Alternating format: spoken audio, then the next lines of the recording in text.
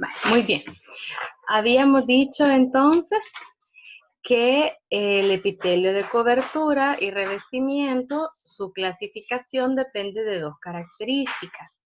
Una es la disposición en capas, es decir, de cuántas capas consta ese tejido, ¿verdad?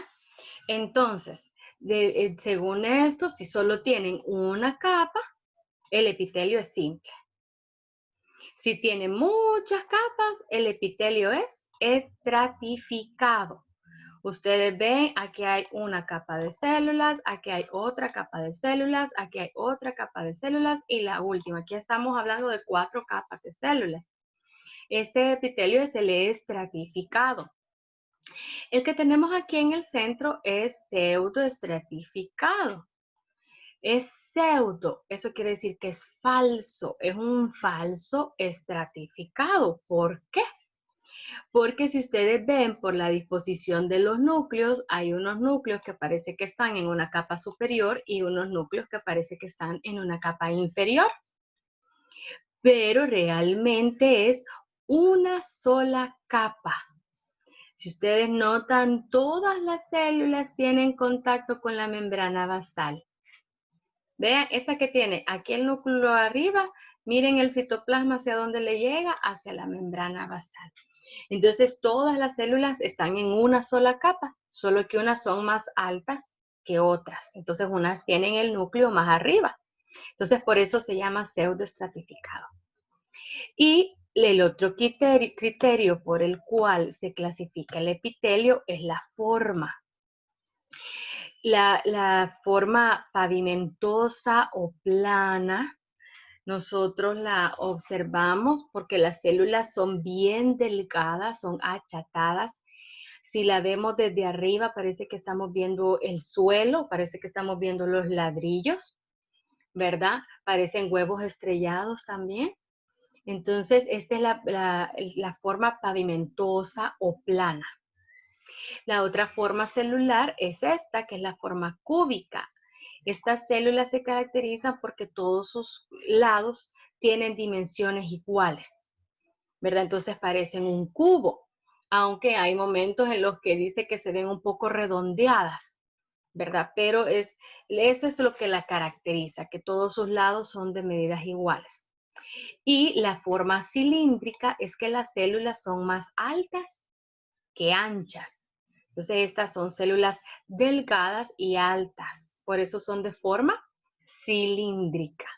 Entonces es importante que esto se lo vayan aprendiendo y que los tejidos se nombran así con nombre y apellido, utilizando cuántas capas tiene y la forma que tiene. Entonces es epitelio pavimentoso simple, epitelio cúbico simple, epitelio cilíndrico simple, ¿verdad? O pavimentoso estratificado, cúbico estratificado, cilíndrico estratificado. Ese sería el nombre completo del epitelio, que lo vamos a ir aprendiendo, lo van a ir aprendiendo poco a poco. ¿Cuáles son las funciones? Por ejemplo, de la capa simple, la función es de difusión, ahí hay ósmosis, filtración, secreción de moco, de sudor, de enzimas. También tiene la función de absorción, que ya dijimos, absorber es cuando la sustancia nunca ha entrado al cuerpo. Entonces, eso es en el caso del tejido digestivo, que absorbe los nutrientes del alimento. El pseudoestratificado, sus funciones es que, no, aquí solo explica lo que ya les expliqué, que es un tejido falso, ¿verdad? Porque parece ser estratificado, pero no lo es. Las funciones es que las células pueden contener cilios, y en medio de ese tejido hay células caliciformes que secretan moco. Entonces ya vamos a ver que ese tejido tiene mucha relación con el revestimiento del aparato respiratorio. Y el estratificado, es decir, que tiene varias capas, ¿verdad? Ese epitelio tiene una función de protección. Está en las zonas donde el rozamiento es considerable. ¿Eso qué indica? Que la piel, la parte externa de la piel, es un epitelio estratificado. porque si ustedes ven como es una múltiple cantidad de capas de células, entonces tiene la capacidad de soportar el rozamiento y el estiramiento. La otra forma celular que no se había mencionado son las células de transición, que son estas que están acá. Son células de transición porque ellas pueden cambiar su forma de planas a cúbicas y viceversa. Entonces ustedes ven que estas células tienen una gran cantidad de material citoplasmático. Son células muy grandes, muy gordas. Entonces estas células pueden estirarse y encogerse. Entonces cuando están estiradas, parece que son de forma plana. Y cuando se encogen, como quedan todas abultaditas, parecen de forma cúbica. Entonces por eso es un epitelio de transición. ¿En dónde está este epitelio? En la vejiga urinaria. Este tejido se va estirando a medida que la vejiga se va llenando de orina, ¿verdad? Y cuando se libera toda la orina que vamos al baño, entonces la vejiga se contrae, se relaja, ¿verdad? Entonces se vuelve a contraer, entonces sus células cambian a forma cúbica. A cortar sería, ¿verdad? No es contraer, sino que las células se acortan. Después de estirarse se vuelven a cortar o a su forma normal. Entonces aquí tenemos los tipos de epitelio ya con nombres completos. Está el epitelio pavimentoso simple, el cúbico simple, el cilíndrico simple, que aquí en este caso vamos a diferenciar el que tiene cilios y el que no tiene cilios. El cilíndrico es pseudoestratificado, que también puede ser con cilios y no cilios. Ahora, del epitelio estratificado está el epitelio pavimentoso estratificado, cúbico estratificado, cilíndrico estratificado y el de transición, porque también es estratificado. Y de las glándulas se clasifican en dos, las glándulas endocrinas y exócrinas, dependiendo de dónde liberan su contenido, pero dependiendo de su estructura hay otra clasificación y dependiendo de la forma en la que las células producen las secreciones hay otra clasificación. Hay 3 clasificaciones de la glándula, ¿verdad? Bien bonito. Para terminar de complicar, ¿verdad? Pero tienen que leer y estudiar mucho. Muy bien, ahora vamos a revisar la información que está en los paneles y eso es importante. Todos los cuadros que ustedes ven donde sale la descripción de los tejidos tienen estos 3 temas que están aquí. La localización. Perdón, ¿qué? Se me olvidó. La localización, la descripción, que sería la estructura, y la función. Entonces, esos 3 aspectos ustedes se los tienen que aprender para cada epitelio, ¿verdad? Y luego, en las imágenes, ustedes tienen que aprender a identificar el epitelio.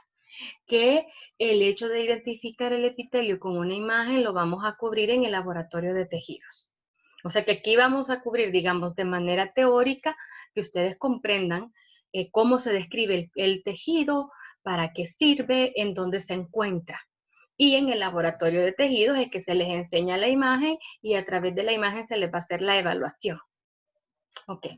Entonces ustedes tienen todos esos paneles en su libro de Tórtora. Ahí está toda esa información y tienen que estudiarlo. Entonces, el epitelio pavimentoso simple, ¿en dónde se encuentra? Es parte del sistema cardiovascular y linfático. Específicamente en el sistema cardiovascular forma el endotelio. Esa es la cubierta interna de los vasos sanguíneos, ¿verdad? Y también la cubierta interna de los vasos linfáticos. Pero ese tejido también está en los alvéolos pulmonares, el sitio donde se da el intercambio de gases, en la cápsula glomerular, que esta cápsula es del riñón, es donde se da la filtración de la sangre, del plasma, y la superficie interna de la membrana timpánica, eso es del oído, ¿verdad? ¿Cuál es su estructura? Como su nombre lo dice, es simple. Entonces es una sola capa de células y es pavimentoso. Entonces las células son aplanadas. Y el núcleo está en posición central, en el centro de cada una de las células. Los núcleos pueden ser aplanados y ovalados o esféricos. Esa es la descripción de este tejido. ¿Cuál es la función? Ellos permiten la filtración, la difusión, ¿verdad? Y la secreción de sustancias en las membranas serosas. Se secretan un líquido, ¿verdad? Que evita el rozamiento. Ustedes lo tienen allí en tórtora, está en el caso del peritoneo, parte de la membrana del peritoneo, es una capa, un epitelio pavimentoso simple, ¿verdad? Muy bien. Sigamos. Oh, hay una pregunta. Las membranas serosas. Fíjense que las membranas las vamos a ver hasta el final del tejido conectivo. Las vamos a ver después, pero las membranas son generalmente una capa de células, ¿verdad? Que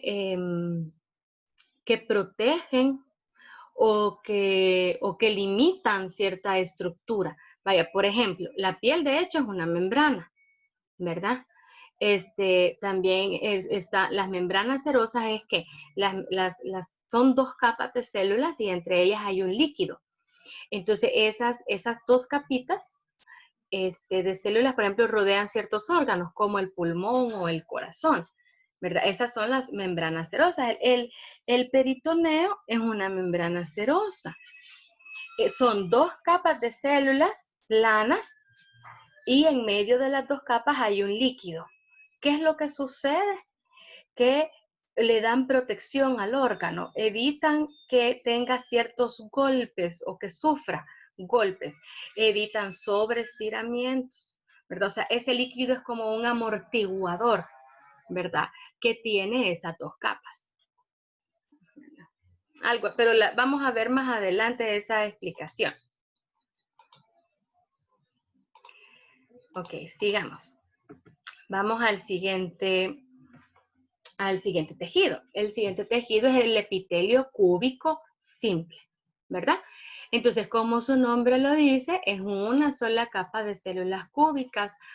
Aquí cuando habla de redondo, pues sí, ¿es un cubo o es una esfera? ¿Qué es, pues?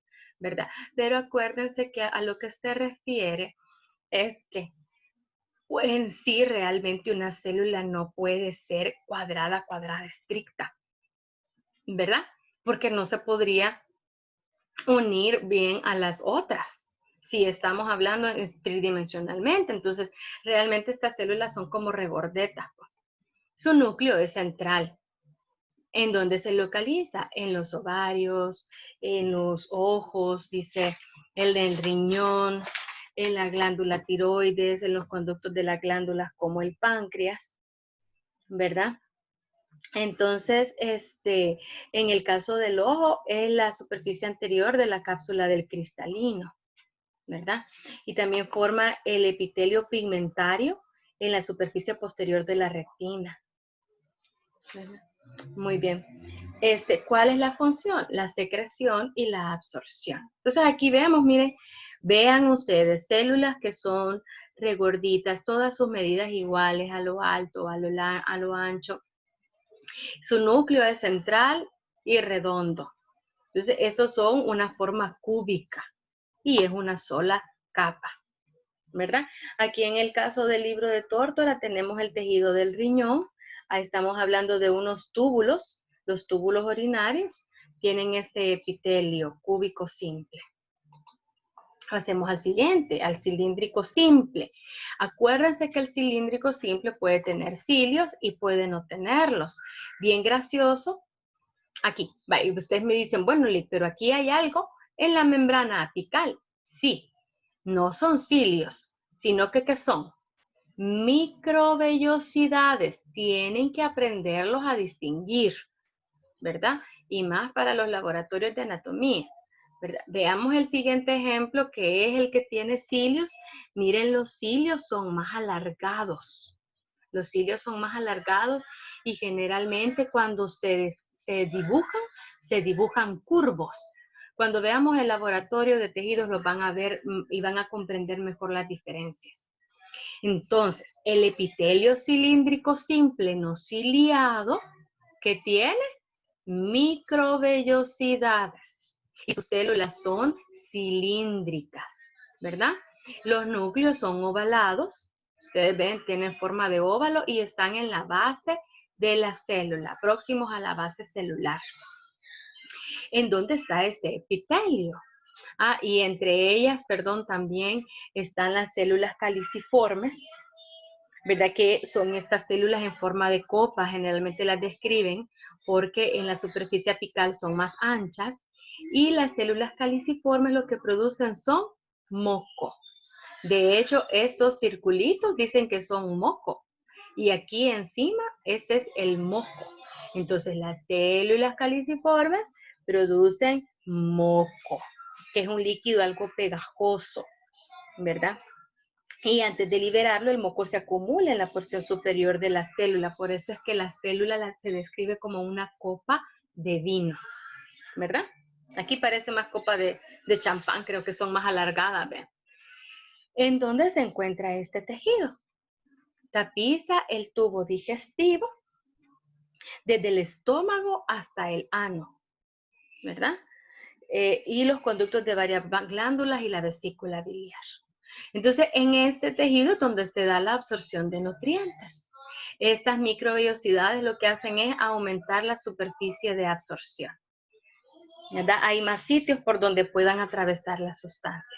Entonces, si ustedes lo relacionan, este tejido es mayor parte del tubo digestivo.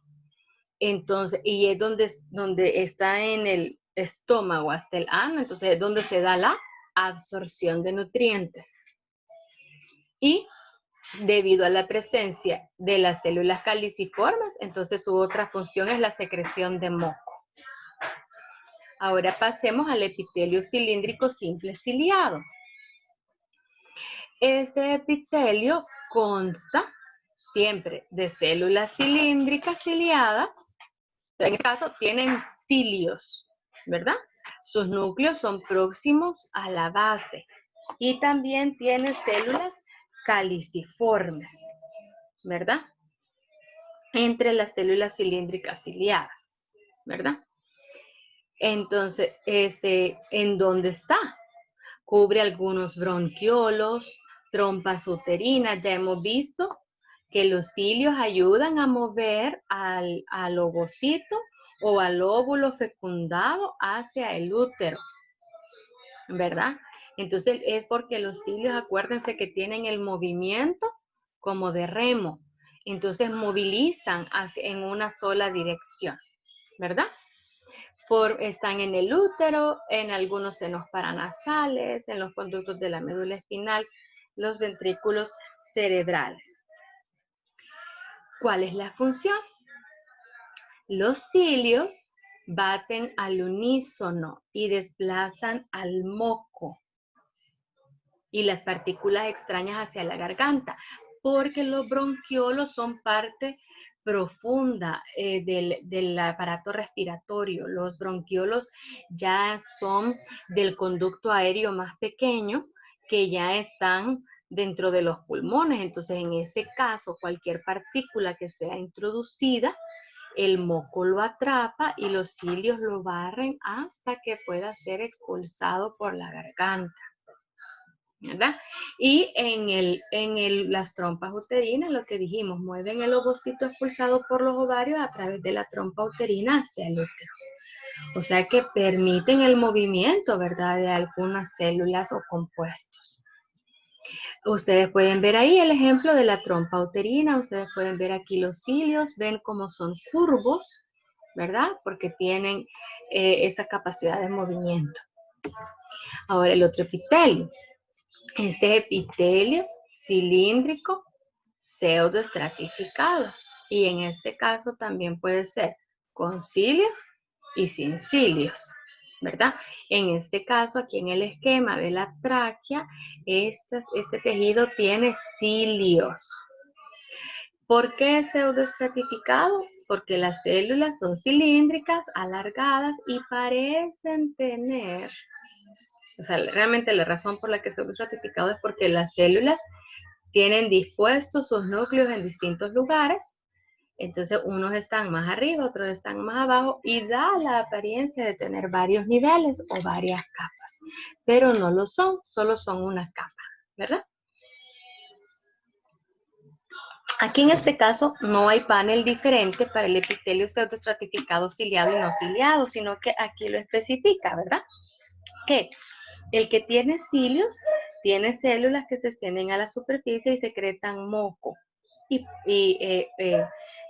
son las células caliciformes o poseen cilios. Entonces, las células que llegan a la superficie tienen cilios o secretan moco, que son las células caliciformes. Y el tejido que no tiene cilios son células sin cilios, que tampoco tiene células caliciformes. Entonces es totalmente diferente, ¿verdad? Sería sin cilios y sin células caliciformes. ¿En dónde están localizados? La variedad ciliada está localizada en las vías aéreas superiores. ¿Por qué necesitamos los cilios en la nariz? En la tráquea. Porque necesitamos que barran cualquier organismo o partícula o el polen o la pimienta que se adhiera al moco y que luego ese moco pueda ser movilizado para ser excretado, ya sea que se nos genere tos, ya sea que estornudemos, ya sea que nos la traguemos y nos la comamos, ¿verdad? Pero estos cilios movilizan todas esas partículas extrañas. La variedad no ciliada forma glándulas. También es parte del epidídimo y la uretra masculina. Estos son conductos del aparato reproductor masculino. ¿Cuál es la función? La variedad que tiene cilios es que secreta moco, captura las partículas extrañas y los barren para eliminarlos del organismo. Y la que no tiene cilios tiene funciones de absorción y protección.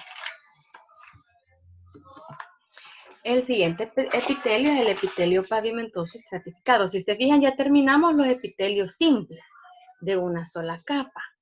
Ahora vamos a los estratificados, ¿verdad? En el caso del epitelio pavimentoso estratificado, primero que son 2 o más capas de células. Miren aquí la gran cantidad de capas celulares que hay. En este caso, perdón, esta es la mucosa de la vagina, ¿verdad? Ahora, ¿por qué es pavimentosa? Porque ustedes me pueden decir, pero las células de la parte inferior parecen cúbicas. Las intermedias tienen una gran cantidad de formas. Y entonces, ¿por qué se caracteriza por pavimentoso? Es porque se toma en cuenta la capa superficial. Entonces, ¿cómo son las células en la capa superficial? Son pavimentosas. Por eso es pavimentoso. Por eso es estratificado pavimentoso. Ahora, hay 2 variedades de este tejido. Quiero ver si hay una imagen de la otra variedad. No la han puesto. En tórtoras sí las tienen. Hay 2 variedades. El que tiene queratina y el que no tiene queratina. Entonces, el que tenemos aquí dice epitelio pavimentoso estratificado no queratinizado. Y es no queratinizado porque vemos que todas las células están con sus núcleos, están vivas, ¿verdad? Cumplen sus funciones. Todas las celulitas están con sus núcleos, aún en las capas de arriba, ¿verdad? Entonces, esta capa, que no contiene grandes cantidades de queratina, ¿verdad? Esta capa permanece húmeda debido a la secreción de moco por las glándulas salivales y la mucosa, ¿verdad? Y esta se encuentra en las superficies húmedas del cuerpo, que son la boca, el esófago, parte del epiglotis, que es una porción que está entre el esófago y la tráquea, parte de la faringe y la vagina, como la tenemos aquí, y también cubre la lengua. O sea que este es el tejido de protección y dice que su función es la primera línea de defensa, ¿verdad? Contra los microorganismos. Entonces es un epitelio que se mantiene suave, que es húmedo y que por su gran cantidad de capas nos protege, ¿verdad? Permite o soporta la abrasión, el estiramiento, etcétera, ¿verdad? Entonces nos da protección. ¿Por qué la vagina necesita protección? Porque ella tiene un orificio que da hacia el medio externo. Entonces a la vagina fácilmente se le introducen microorganismos. Entonces este tejido, si está bien cuidado, protege contra esas infecciones, ¿verdad? Ahora, el otro tipo, que lástima que no tenemos la imagen, el otro tipo es el epitelio pavimentoso estratificado queratinizado. Es decir, que en las capas superficiales de este tejido, la queratina cubre toda la célula. La proteína forma, dice, una capa dura en la parte apical de las células y varias capas subyacentes. Entonces, ustedes en tórtora van a ver que hasta el color del tejido le cambia y que más parecen hilitos, porque las capas celulares están llenas de queratina. Esa concentración de queratina hace que va aumentando, ¿verdad? Hace que la célula muera, ¿verdad? Pero esta capa, el epitelio pavimentoso estratificado con queratina es la que forma la capa superficial de la piel.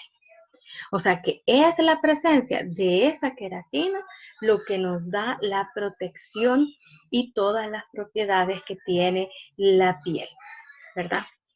Lo otro importante quizás que hacer notar es que tanto en el epitelio no queratinizado como el queratinizado es que la capa apical, o sea, las últimas capas, van perdiendo las uniones celulares y se van descamando.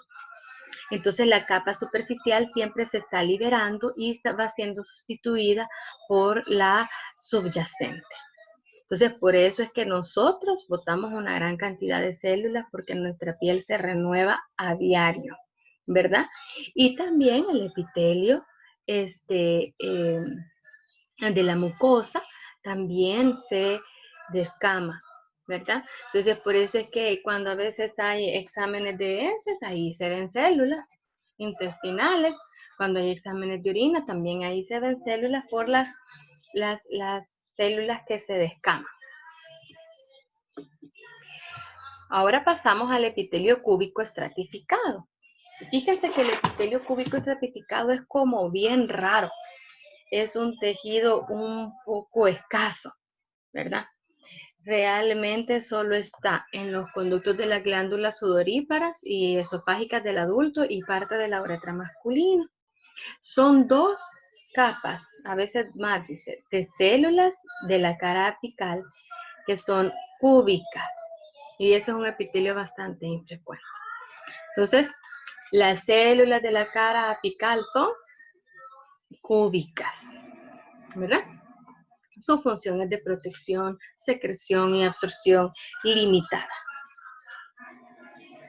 Aquí pueden ver ustedes, este es un corte transversal del conducto de una glándula esofágica, del esófago, y vemos aquí, vemos que hay 2 o 3 líneas de núcleos celulares. Aquí por lo menos hay 2 en este pedacito, ¿verdad? Dos niveles de núcleos celulares. Pero ese es bien infrecuente, este tejido. Ahora veamos el epitelio cilíndrico estratificado.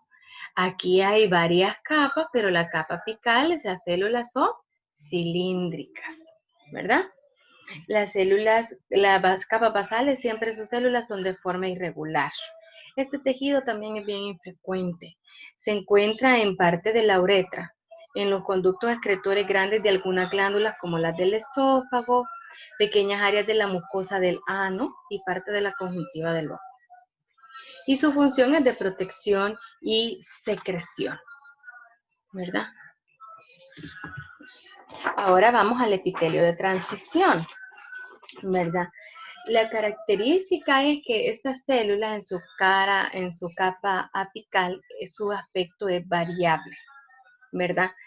Cuando está relajado y no está estirado, entonces parece un epitelio cúbico. Ustedes pueden ver las células bien gorditas, ¿verdad? Son grandes y redondas. Las células de la superficie apical son grandes y redondas. Y a medida que el tejido se estira, las células se van aplanando, ¿verdad? Y por eso es que parece un epitelio pavimentoso. O sea, que pasa de cúbico a pavimentoso, ¿verdad? Y luego regresar. Entonces eso, por sus múltiples capas y su elasticidad, lo hacen ideal para tapizar estructuras huecas como la vejiga, que se expande, ¿verdad? Desde su interior. Entonces, estas células tienen la capacidad de estirar. Lo otro que clasifica a este epitelio es que hay células que tienen dos núcleos. Ustedes ven aquí una celulita con dos núcleos. No es que la célula sea cancerosa, sino que así son.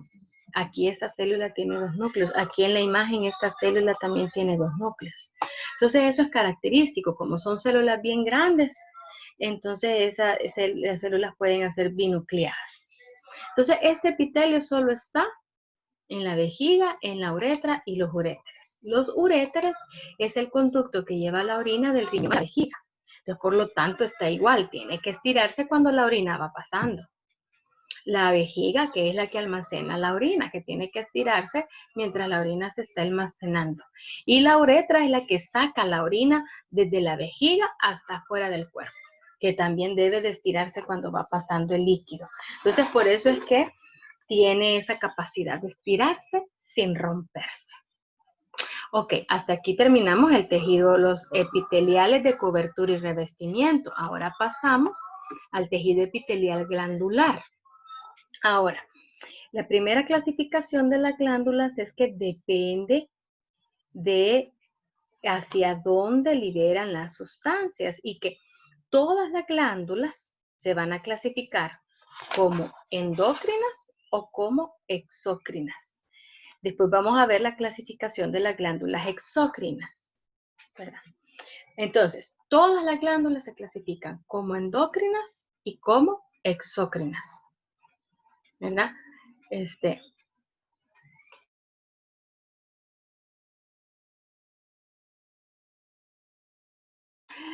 Ok, entonces, las glándulas endócrinas son las glándulas cuyas secreciones son las hormonas. Entonces, las glándulas endocrinas, ellas liberan su contenido al líquido intersticial y luego va a la sangre. Entonces, estas son las glándulas que producen las hormonas y las liberan a la sangre. Son glándulas endócrinas, endo que es dentro y secreción, o sea que es para el interior del cuerpo, ¿verdad? Entonces, ahí están muchas glándulas que las vamos a ver cuando veamos el sistema endocrino el otro ciclo. La hipófisis que está en el encéfalo, en la que hay glándulas. La laringe no es una glándula, ¿verdad? Sino que en la parte externa de la laringe, ¿verdad? Está la glándula tiroides. Aquí quizás está mal porque vaya, la glándula hipófisis, dice Tórtora, está en el encéfalo, también la glándula pineal está en el encéfalo. La glándula tiroides y la paratiroides están cerca de la laringe. Entonces, la laringe no es glándula, pero aquí tenemos la glándula tiroides, si ustedes ven que está en la parte externa de la laringe, ¿verdad? Y aquí vemos el tejido de la glándula tiroides que es cúbico simple, ¿verdad? Las glándulas suprarrenales están arriba de los riñones. Los riñones no son glándulas, por eso estoy corrigiendo.